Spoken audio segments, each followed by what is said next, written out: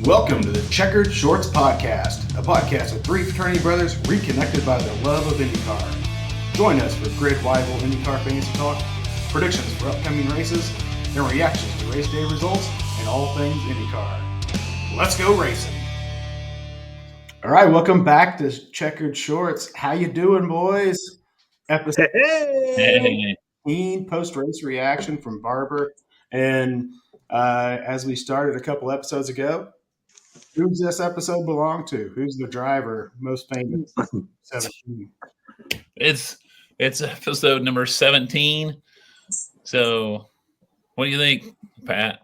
Where are you going? Not Larson. You're not Larson. Who's the 1916 winner?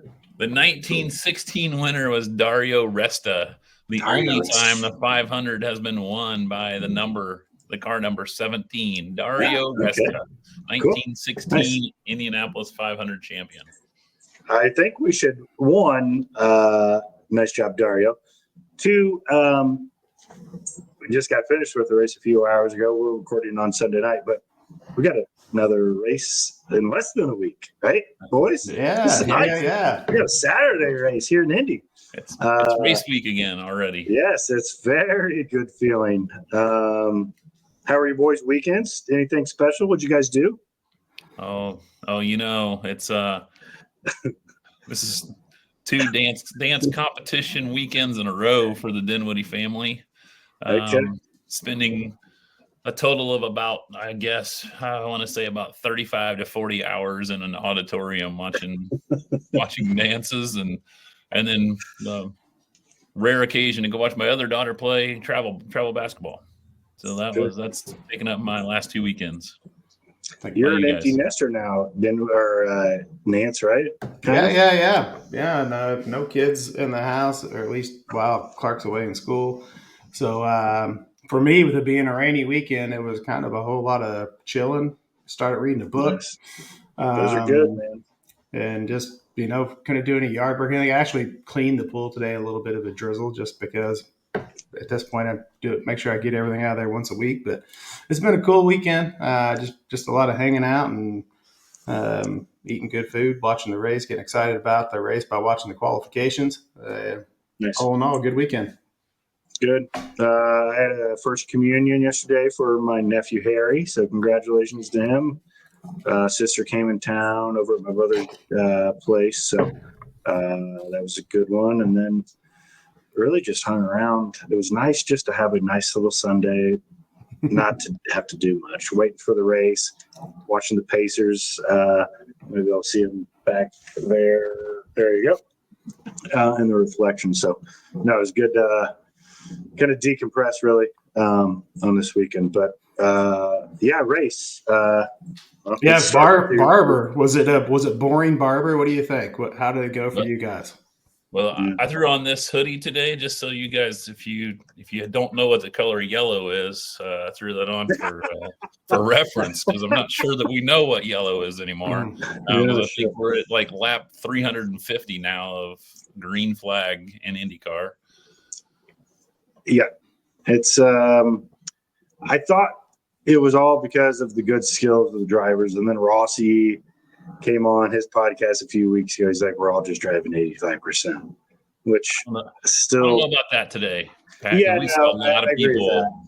We saw a lot of people hanging it out, and even in practice and qualifying. I think my McLaughlin slide, Santino was showing off his Pato moves today. Even VK came in there one time with almost taking the rubber off the rim. It's not what. I don't think any IndyCar driver wanted to see. Everybody doesn't mind Palou as a driver. I don't think he's not a bad guy, but 3 of the 4, you want some more. You want some more interaction up front. There was good racing. Before Brian got on, I told Keith it reminded me a lot of Thermal. There's still really good racing in that back, and these guys are still charging and everything, but when you got somebody so dominant, good for him, good for the team, great for, he's kicking ass. He's an athlete, man, and that team has not failed, not an ounce. I think Scotty Mack said at his post-race interview that he felt that his shot was in those first 3 laps and he couldn't close it out. And so from then on, it was just kind of watching him continue to lengthen that lead with great strategy. Obviously, he is like a technician, man. The execution is ridiculous with him. He's almost robotic, that AI sponsorship on the side of his car. I don't know if he's not AI.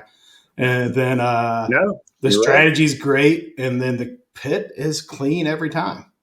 It's flawless out of every aspect of it, right, Dinwiddie? I mean, yes, yeah. I mean, so I got to thinking. I know there have been some comments out there, about now that Penske owns the series and like that he would manipulate this. Like, if he's manipulating anything, like it's not showing up because Palou is he's not a Penske driver and he has no connection to Roger, and this is not helping Roger sell tickets and promote the series with this type of dominance. So so that raises the question, right? Good or bad for the sport as a whole. It's awesome to have a guy that you're like, he's elite. Sometimes you think about the NBA, and you think about the Jordan years, but there's also always someone just like kind of nipping at your heels or a team. And in this case, it doesn't look like anyone's in sight to close the gap. Yeah, I think it's a really good question, and something I've been pondering for the last few days is, if he'd won today, and now obviously he did. You brought up the Jordan Bulls. I think the difference there is most people liked Michael, like when he played. Yeah. So you were a big fan. You were either a fan of him or hated him, right? Sure. And the thing with Palou is it's neither. Like, we've been to enough races when we go. Do you see number 10 DHL jerseys anywhere? But you also don't see people that boo him when he wins. Right. He's just a run-of-the-mill race car driver, and it'd be better most car fans. It'd be better if they did boo him, almost. You know what I mean? Yeah. They would give a little bit more, dialogue, a little bit more to write about. You need an emotional response, and we're not getting there's no remote. It's basically like, oh, well, Alex won again. Like, Verstappen can do that in F1, and but there's so many Dutchmen and there's so many Honda and Red Bull fans that we just don't. We need something like that in IndyCar, and I don't know how you get that. I don't know how you build that. I know that Fox tried to highlight him at the beginning of the year. But again, I think people connect to guys like Newgarden. And if Newgarden was doing this, which he's done this in the past, or Dixon or Pato, like, it'd be really good for the sport. I just don't believe it is with who is dominating. So going to like professional wrestling terms, he can't pull off being the baby face. So he has to lean in to be in the heel. Maybe today his statement at the end in his post race, maybe that's a little tell into where we're going. If you missed it, he said he was lonely. That's not going to sit well with the other 26 drivers in the series. But I mean, if you're going to talk it, I mean, he can back it up right now.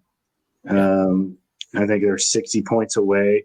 I think my biggest point, the first thing I wrote down in my notes during the race was I put Pitts versus Palou.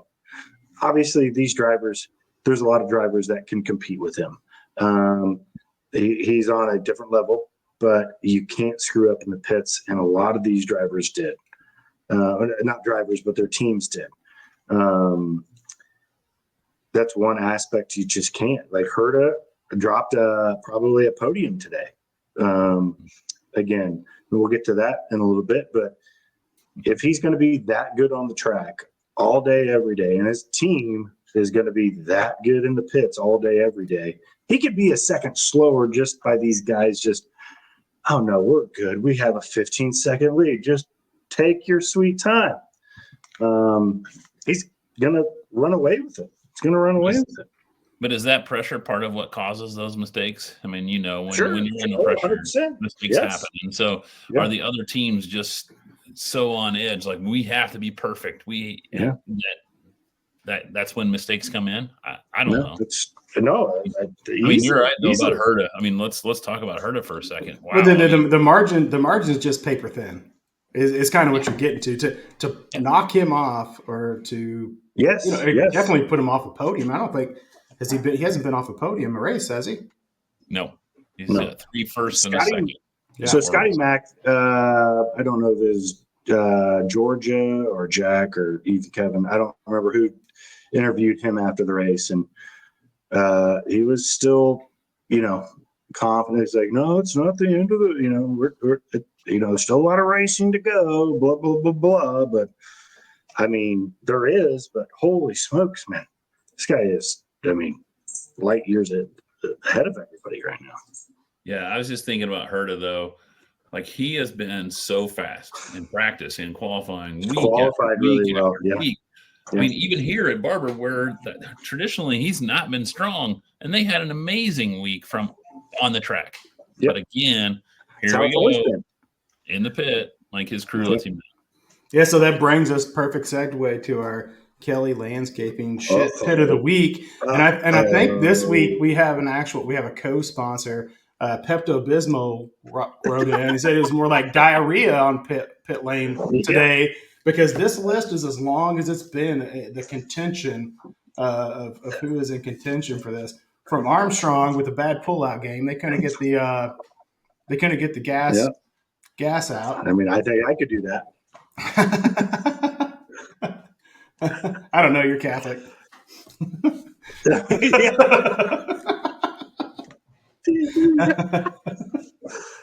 And then you got Kiffin Simpson, who's arguably having the best weekend of his racing career.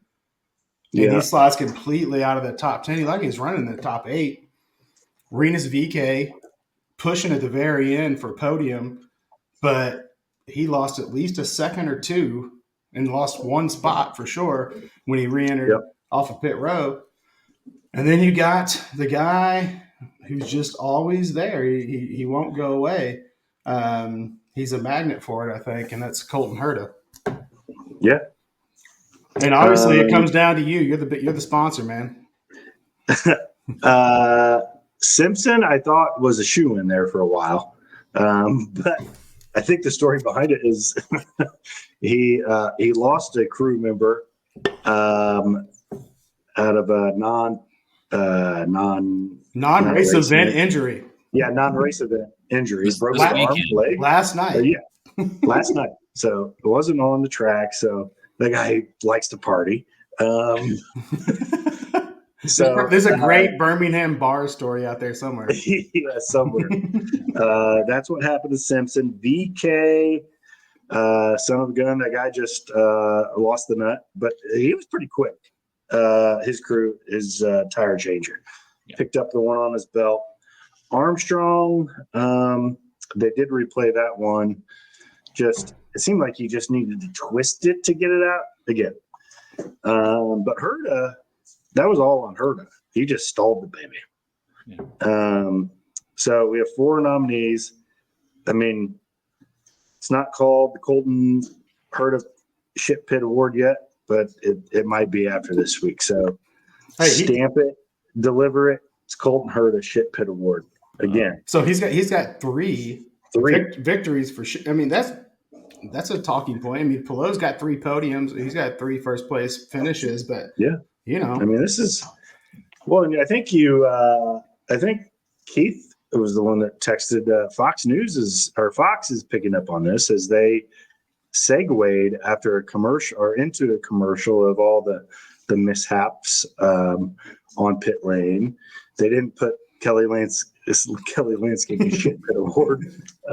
They didn't label it that, but I think that's what they're kind of insinuating. So our lawyers will be contacting the brass at Fox. Working with our legal team to trademark this, copyright this. So if Fox does that again, just be ready. But Colton Herta,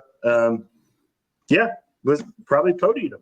So that now makes him my favorite for the Carb Day Pit competition.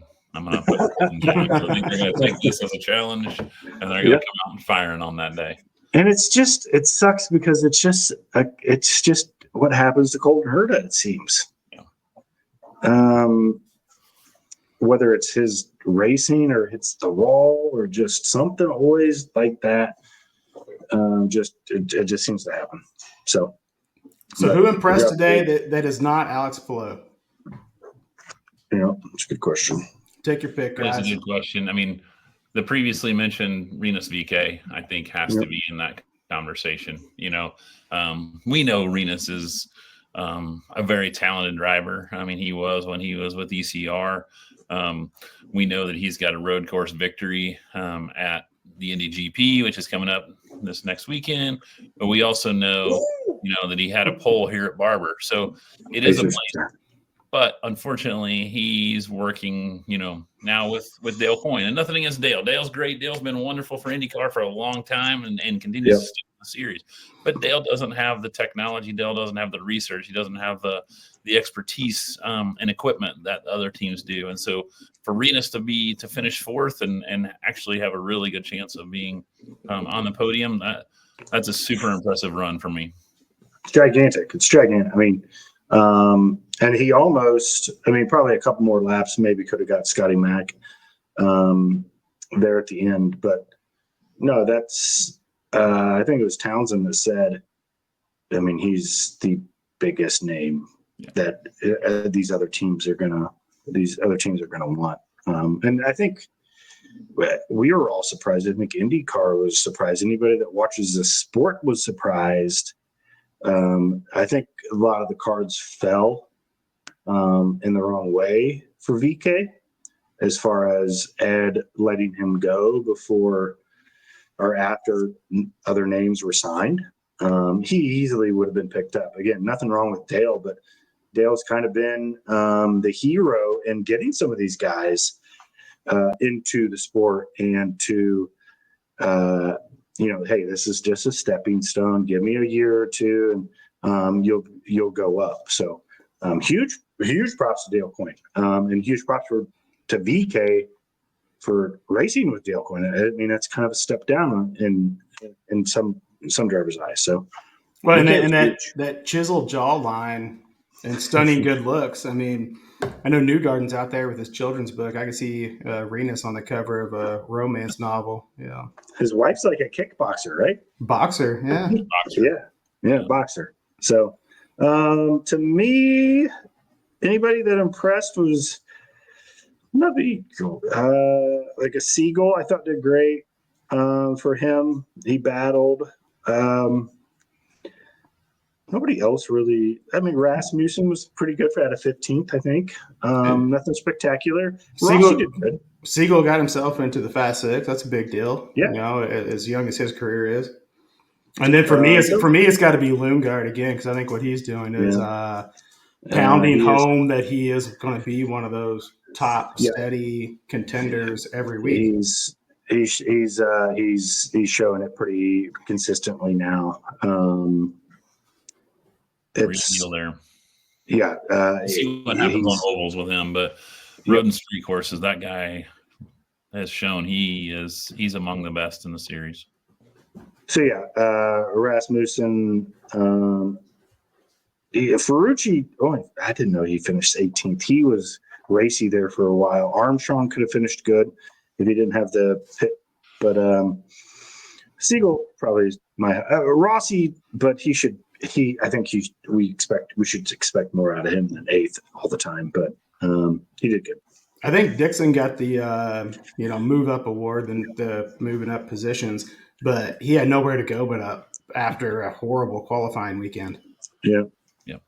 Unlike Scott, but made something out of nothing and finished 12th. Actually, I thought he finished 14th. So it's fine. From 27 or something, I think. Yeah. So who disappoints then? Who do we expect more out of, either on the season or in this race? I think some we could probably say season wide, it's been a disappointing season, and then for some it's just like we thought you were gaining some momentum. What happened this week? So who do you got? Go ahead, Pat. I was hoping Kirkwood would do something. I don't know if they mentioned him once, literally, on the broadcast. Again, you just need consistency out of these guys, and there's not one person that's consistent. and other than Palou. Not one of them. And that's, I mean, good and bad, I guess. But Palou's consistent, but he needs to step it up to and make his name right up there at all times. But Kirkwood has to be. I mean, Palou's 6th, which is fine, but Kirkwood, Joseph was 10th. Joseph hasn't done anything this season. I thought the big win for Palou was after a pretty bad day of practice. Yeah, coming out in qualifications and getting into the 12. He just was outside at 8 of the Fast 6, and then actually all of McLaren was right there at 6, 7, and 8. Yeah. So as a team, the other thing I noticed on the top 10 finish today was that 7 out of 10 of them were Chevys. Oh yeah. Chevy. It was Honda, Chevy, Honda, Chevy, Honda, Chevy, and then I don't know what happened after that, but it was very dominant. Chevy at the top. Patou is just will stay very consistent. He was happy with where he started with 8th, and I think rightfully so.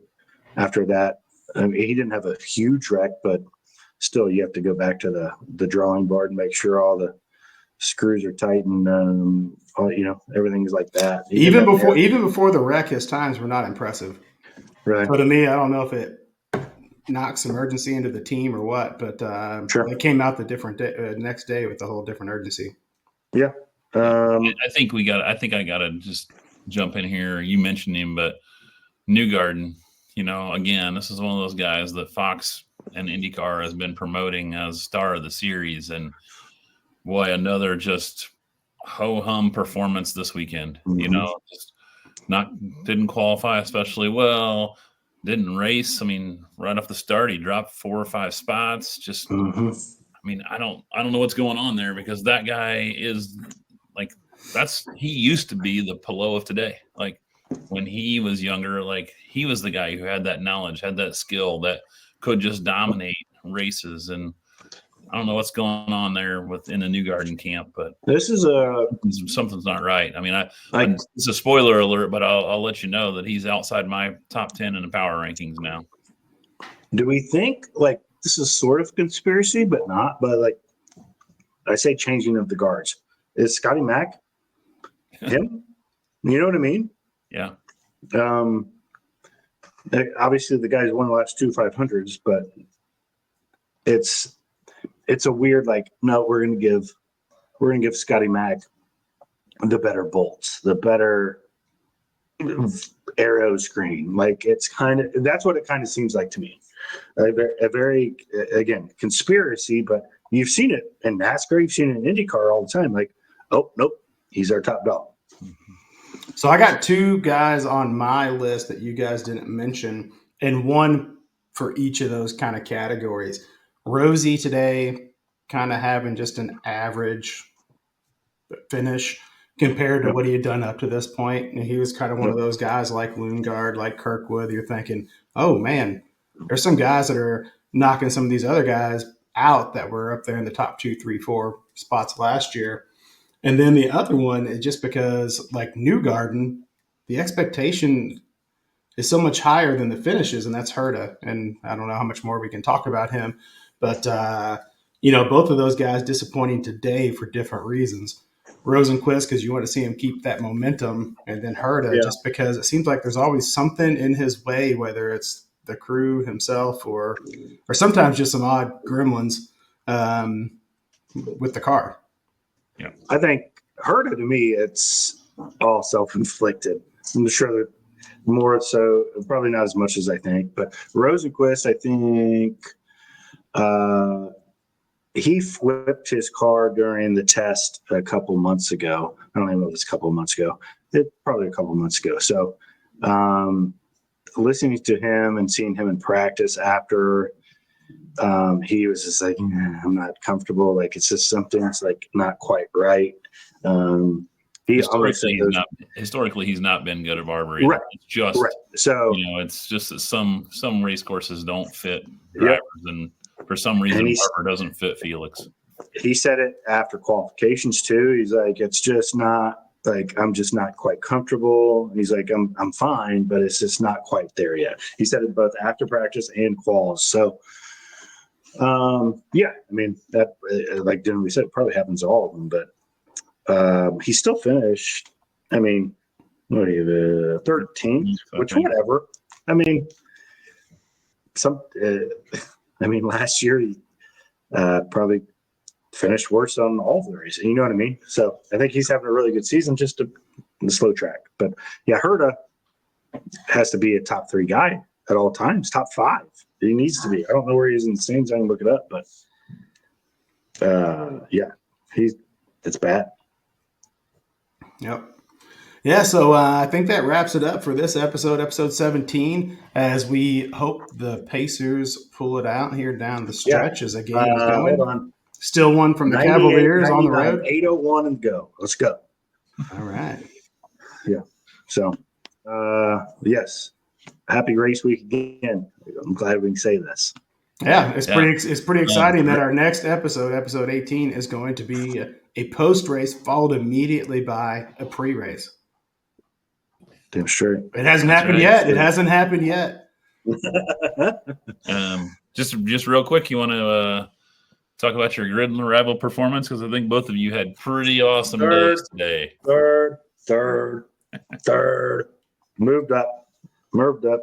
Well, I know that I'm holding on to my lead, but I am not necessarily extending it. But I did have a couple of good pickups because I signed most of my drivers not knowing exactly how everything worked previously to the 3-race contract. So I picked up McLaughlin when I dropped Palou, and I picked up Loomguard. I had Pato for another race. And then I picked up Rosie, VK, which looks like some real stroke of genius. I wish I just picked him as my favorite driver so I could have got the double points, because then I would have really put the hurt on you. And then Kiffin Simpson, the all race long, I was cheering on my boy Kiffin, thinking like, biggest neck in the series. Biggest neck in the series. His helmet's going to pop off. But and I kept looking at him thinking, it's going to happen. He's running up there with the boys, and then big mishap in the pit. So, yeah. Well, what's your team value? Unfortunately, my entire roster failed to achieve their average point production today. McLaughlin, Kirkwood, Newgard, and Herta, like my big 4, just pretty much sucked. And then, Kelley a lot. He's a cheap one.